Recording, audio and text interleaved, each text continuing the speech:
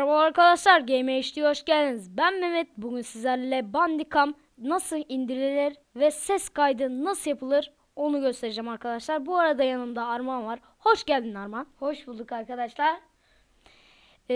Başta Bandicam nasıl indirilir onu gösterelim arkadaşlar. Bu arada video atıyorduk. Buraya geliyoruz. Bandicam indir diyoruz arkadaşlar. Arkadaşlar Ve benim indirdiğim yeri size göstereyim. Şimdi ya gezginler en uygun yer. Evet, gezginlere tıklayacaksınız. Gezginler açıldıktan sonra burada indir diyor. Bandicam 3.2.1.1107 var. İndir diyor. Ona basacaksınız. Tıklıyoruz arkadaşlar. İndiriyor bunu. Burada bir şey oluyor.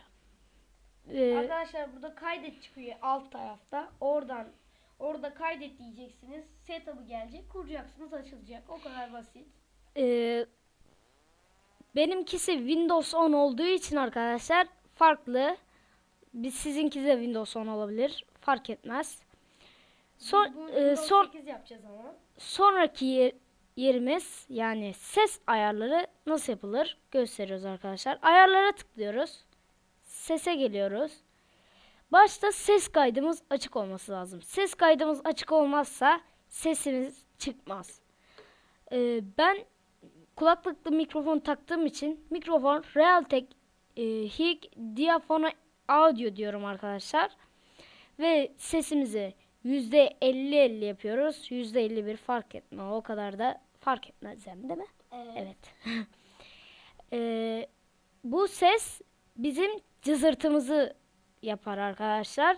İkinci aygıt ise isterseniz hoparlörden çıksın ya da devre dışı önerilen kendisi öneriyor arkadaşlar. Ondan sonra tamam dedikten sonra sesimiz gördüğünüz gibi burada beyaz bir şey var. O beyaz bir şey gidip geliyor arkadaşlar. Böylelikle sesimizin çıktığını öğrenebiliyoruz. Abone olmayı unutmayın arkadaşlar. Aboneler sayılarımızı yükseltmeye çalışıyoruz. Çünkü kanalımız açalı bayağı bir oldu. Video atamadık. Gelişemedik yani. Arkadaşlar. Abone olursanız seviniriz. Bu videonun da sonuna gelmekte bulunuyoruz arkadaşlar. Görüşmek üzere. Bay bay. Like'ları esirgemeyiniz. Bunu biliyorsunuz.